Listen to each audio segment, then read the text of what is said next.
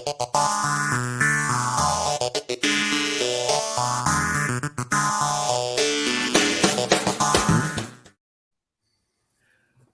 and welcome to this episode of Akrinos Access. I'm your host, Eric Matei, joined today by Dr. Jeff Lewis for a really exciting conversation around this concept that we're calling facilitating sustainability in the modern eye care practice. And this all started a conversation that Dr. Lewis and I were having at Optometry's meeting in DC a couple months ago here in 23. And it's just spawned ongoing conversation. And we thought, you know what? Let's do it. We got to get the message out about facilitating sustainability and what that means and how doctors can bring it into their practice. But for starters, Dr. Lewis, man, thank you so much for joining us here on Access. Yeah, it's great to see you again, and really looking forward to the conversation. Absolutely. So let's maybe kick it off by, let's just kind of put this in context as far as like where this all started and how we kind of got to sharing these ideas. Yeah.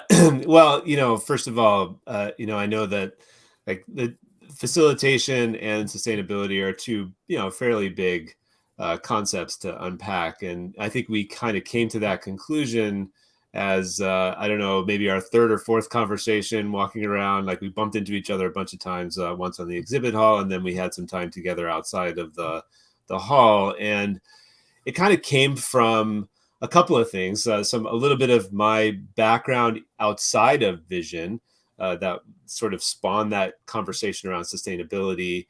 And then really from what you have been doing and what you've been seeing in terms of like how our practices creating systems that can be something that will sustain them for the long term, and what some of those changes are and how some of that change is happening, like who in those private practices are taking the lead role and how we're implementing some of these newer ideas and how we're implementing technology. And just we kind of looked at the different segments of the market and where people were in that, that overall horizon. And, I think it was you, and like we kind of came up with it. We're like, wait a minute, what we're doing, from a consulting standpoint or from a marketing standpoint is really we're going inside these practices and we're facilitating processes and systems that lead to sustainable growth. And, we talked a little bit about how sustainability relates to environmental factors as well. But I think, the main focus was like, let's look at sustainability from a long-term growth standpoint. And yeah, that's kind of where this idea came from. It sounded great. And so we thought, let's have this conversation and kind of unpack it a little bit. Absolutely. So let's maybe now start to dig into, and I want you to share, as you were sharing with me, this whole concept of facilitation, right? And this being something that you've really gotten into really exploring and being like a core of what you do and serving your clients and whatnot. But let's talk a little about like just maybe define facilitation and kind of some applications that folks may be familiar with.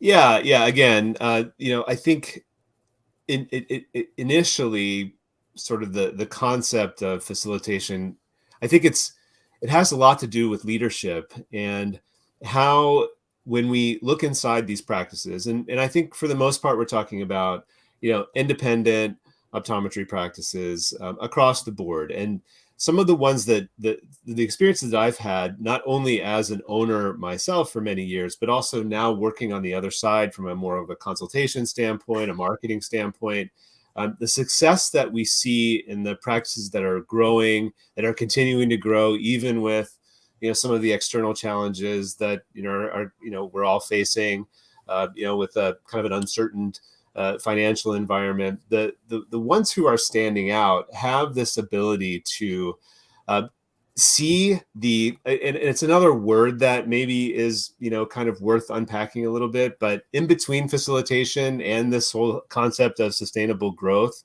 is this recognition of interdependence, and the owners and the leaders and the way that they facilitate is through this lens of recognizing all of the interdependencies that exist in these systems, and they're all around us. So like they could be in the local communities that we serve, but they can also be even more granular in terms of the processes that are functioning in a practice. Like when I'm finished with a patient, I bring them out to the optical.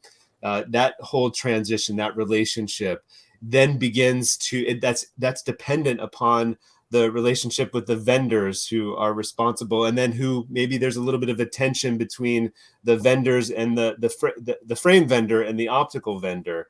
And so understanding at each one of those points those little interdependencies, and kind of seeing how the brand and the owner kind of disappear or become really defined by those interdependencies. And that kind of leads into, okay, where are those nodal points? Where are those opportunities to then, interject either a new technology? It could be a tactic, but strategically speaking, it kind of comes from that sort of in between, how a leader is able to recognize their role, seeing it as like kind of these interdependencies, and functioning in an overall ecosystem, and then being able to bring in and leverage ideas, tactics, really systems that can then themselves towards kind of long-term growth. And that's ultimately what we're looking for, and I think how we kind of came around to the concept of sustainability, if that makes sense.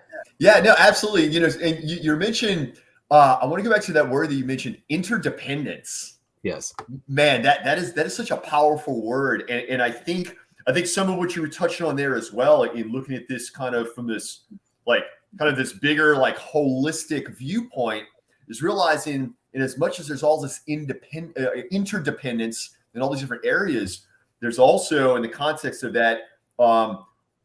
There's kind of we're prone to seeing friction and experiencing friction, and I think when we start to dig into this and whether we're talking about sustainability in performance and in growth, or sustainability of culture, and I know some of these things we'll unpack here in the conversation as well, but to kind of consider like, okay, what's getting in the way is that friction, and through like the facilitating the change to reduce that friction, allow those systems to, and I'm thinking, I know you're looking to get in the sea. By the way, for those that don't know, if you don't know Dr. Jeff Lewis, he's an avid surfer as well. And it's cool also to kind of think of some of these corollaries to the ocean and to a lot of different ways that just nature works. And it's really fascinating to see those the corollaries between nature and business. Really fascinating stuff. So, all right, so we're talking here about facilitation. We're unpacking this concept of interdependence, and well, now let's maybe shift gears, since we're talking about facilitating sustainability. Now let's kind of dissect this whole concept of sustainability. And so maybe we'll start by just Dr. Lisby, how do you define sustainability? Yeah, there's a couple of ways, and I love that you mentioned you can get kind of you can go kind of wild with analogies of surfing analogies, and I promise I won't go there. But and just going back, I think Steve Alexander had mentioned interdependence on one of your posts, and kind of it really kind of made a lot of sense in terms of what I wanted to kind of, I think, unpack in terms of like that whole facilitation thing, is because we could spend a lot of time in looking at sort of, so I guess it's a tough one to unpack, but when we look at systems in the practice, and as I mentioned, relationships between vendors, where different parts of an operation kind of intersect, and those frictions, I think it's really important to, it's almost like going back to the E-myth concept, but from, looking at it from an interdependent standpoint, it almost takes the E-myth concept into, it's almost spiritual in a sense, because of the way it can reduce that, sort of, those interdependencies, or those key core kind of operational nodal points, I guess, for lack of a better word. But sustainability is two things in my mind. First of all, we're all familiar with environmental sustainability. And for me personally in practice, I used to get a lot of pushback from patients who were ordering single, one-day contact lenses, who were receiving huge packages and were like, I don't want to wear those because of all the packaging. And so for many years, I was hearing, that, and kind of aware of the areas in our practice that maybe we could tighten up in terms of, waste. And I think it's been a part of the conversation in the Bay Area for a long time, but I know that conversation is, obviously worldwide Everywhere. now. Yeah. I had a patient come in who was in the plastics industry, and, like a lot of these patients who you get to know over the years, was very interested in, having conversations. I'd have to always, look at the schedule. If I saw his name on the schedule, I'd have to tell everyone, look, I might get a little bit behind because we've become friends. And, he was asking me one day about, what in this room could be like, what's plastic in this room that could be replaced. And it turns out that there are a lot of opportunities and a lot of evolution in terms of materials that are being used. And we're seeing this now. This is like many years later, 5 years later from some of those early conversations. You have frame companies now that are, using alternative materials. One that I've gotten to know really well, I'll mention them. They're a great company, C2C Eyewear, if that's okay. Absolutely. They're basically removing plastic from the ocean and turning that plastic into 100%, recycled plastic frames that are made by an Italian, frame house. They figured out how to go that far. But there are other That's amazing. examples of that are coming. Sure. So that's really one exciting area of sustainability. But then, I think of sustainability also in terms of growth, because I'm also very interested in, for our clients and my colleagues. And, this story for me happened, a long time ago in practice, when I learned the power of marketing, really extending the relationships that we're building inside the exam room, using, the digital technology that was evolving in the early 2000s. So that interest in how can we create, sustainable long-term growth using some of the technology and the tactics, and now the data that we have to support these efforts Sure. going forward. So that's kind of like the shift. So it's kind of a multi-pronged, concept, sustainability. So there's environmental, but then there's also, what are we doing in the practice? How are we applying strategy and tactics, and which ones, have been the most effective? Yeah, yeah. I really, you've touched on so many great pieces there, because let's face it. I mean, look, modern eye care, modern vision eye care, and there's a huge and ever growing public health need for primary eye care and medical and surgical eye care. And as it were, there's tremendous opportunity to serve patients and grow businesses. But as it were, there's a lot of disposables. There's a lot of materials and manufacturing and different processes that are going into. I mean, you mentioned a moment ago, disposable contact lenses, but I mean, we can really come to think through and through.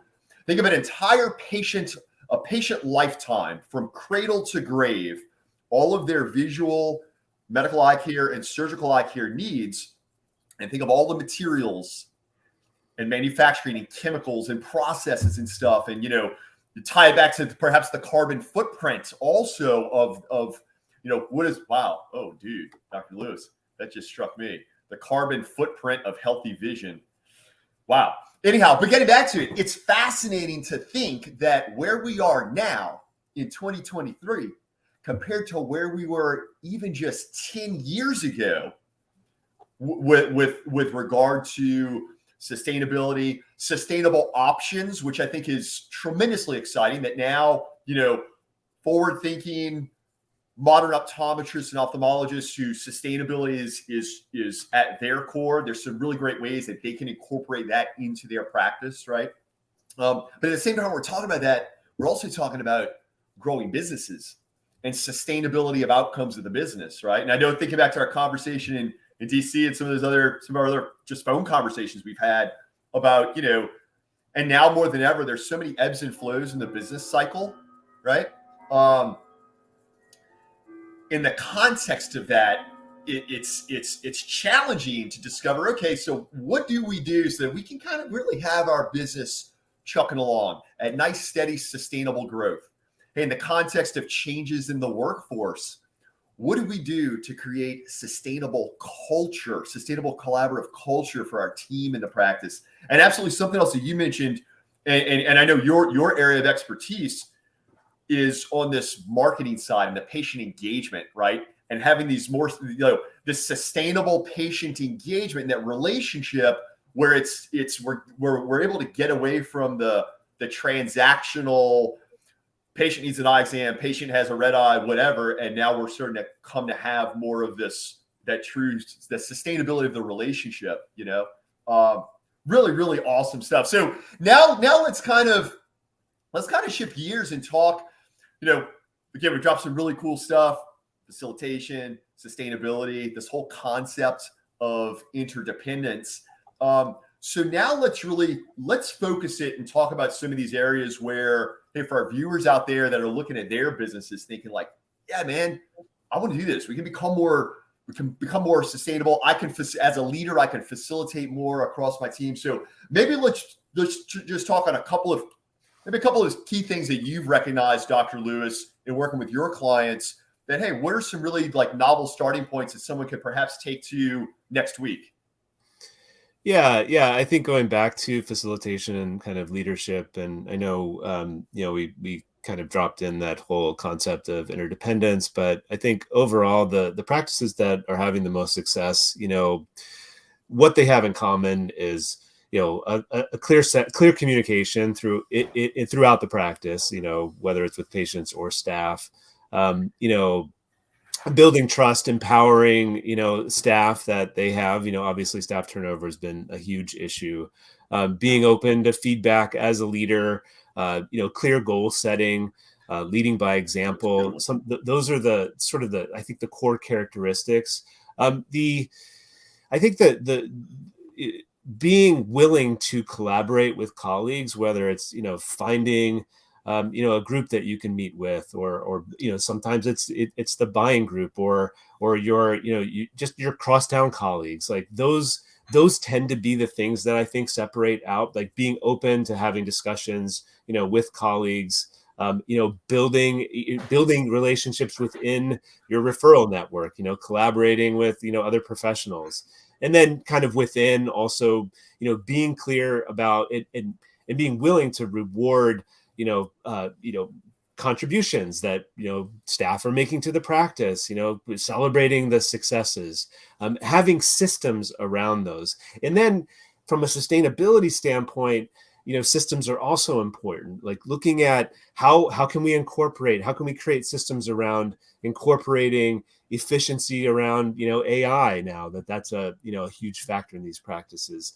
Building systems, like what are the systems that we're using to attract patients? What are the factors that have changed? A huge shift that happened in the last 10 years is that everyone has these now, and patients are looking for us, and we don't have to interrupt them anymore to get new patient attention. They're already looking for us. And so it's really important to make sure that we've got that landscape. All of our digital properties are aligned and optimized in a way that makes that experience, as they're beginning to look for us in our communities, much more seamless. And so other factors like systems around boosting average transactional sizes, but like looking at it systemically, maximizing your digital assets, as I mentioned, building strategic partnerships. I mean, these are some of the ways that practices who are having the most success, these are the things that they're doing. Driving phone success, like really looking at how we're answering phones, what's the scripting around phone calls, and then referral systems. Most practices recognize that they are getting referrals, but the vast majority don't have systems in place for a steady stream of referrals. And looking at each of those buckets and optimizing each of those buckets can have an incredible impact in in a practice without even adding much in terms of new patients. So we find that often it's a matter of optimizing what you already have, taking what you already have and just using that and leveraging from there. I think that's also important to point out. Absolutely love it, man. So many. This has been such a fascinating conversation. Really, a lot of really great stuff kind of rolled out there, and I suppose to kind of tie it all in, Dr. Lewis. I mean, what we're for folks that want to connect with you, I actually, I guess for starters, why don't you share a little bit more about your experience and like the really cool stuff that you do. Collaborating with National Strategic, and then also, absolutely share how folks can get in touch with you if they want to continue the conversation. Yeah, sure, of course. And I started out in private practice. I came out to the Bay Area really to continue my surfing was really what kind of led me here. I knew that Northern California had consistent surf. I would be able to have a job and still be able to get in the water. I grew up on the East Coast and was bitten by the surfing bug at a very young age, and so kind of it dictated a lot of my path looking back, and I'm happy for that. But so I've owned two practices, and from the very beginning, as I mentioned before, I became enamored with the marketing. A lot of digital marketing was a new thing when I bought my first practice, and I couldn't wait to share the success and what I was learning. It was very exciting, and immediately I was receiving amazing feedback from patients. In those days it was just messaging, but as time went on and I learned more and more about the various tactics, then it became like, okay, well, there are some strategic elements to this. And some of those relationships, when I would come across a colleague who was interested in learning more, then it began kind of this formal process where I could actually help in a way that we could actually measure some ROI and build some campaigns together. And at about 3.5 years ago, I had a client who needed SEO, which we kind of alluded to before. And SEO has kind of changed dramatically in terms of patients looking for you and looking for the services that you provide. And I needed some help. It wasn't my area of expertise. And I was very lucky to be introduced to Eugene Schatzman at National Strategic. And it just made a lot of sense. I was already building teams. They already had a team of 60 people then. There are 100 people now. And it just made it so much easier.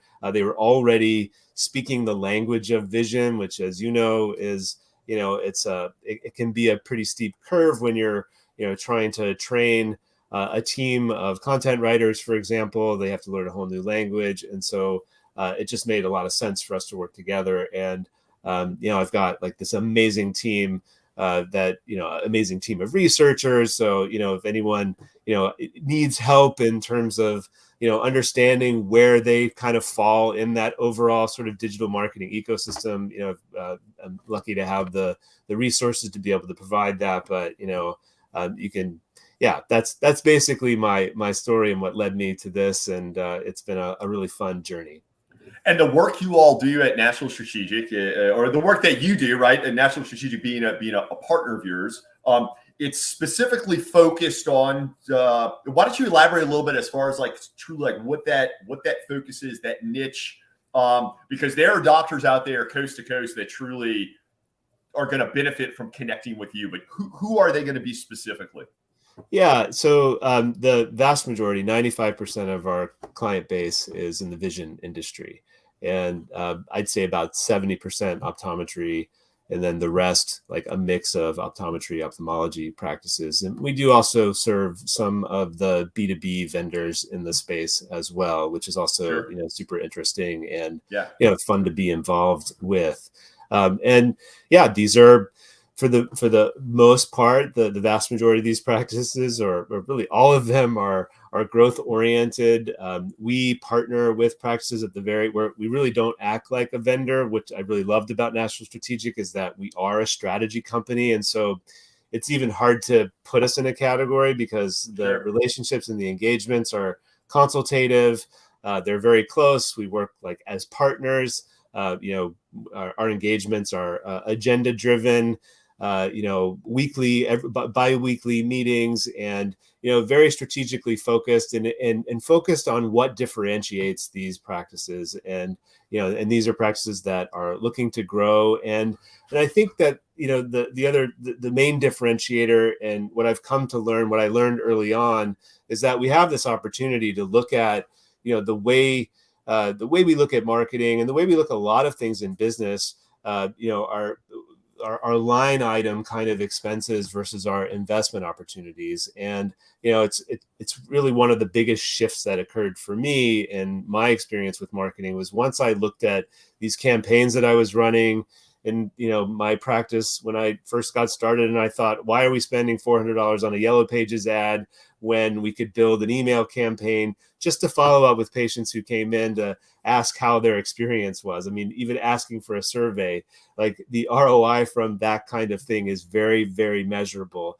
And Sure. so that has continued, and something that I love, and it's something that I think is in the sort of the DNA of how we approach and how we work with these clients. And it's been super exciting, and always happy to have a conversation with any of our viewers and our colleagues. And again, I have a research team at my disposal, but really always starts with a conversation about where things are, where do you want to go, and how we can help. Because as you and I both have through our experience, like an amazing amount of resources, and we can usually find a way to get someone in the right place.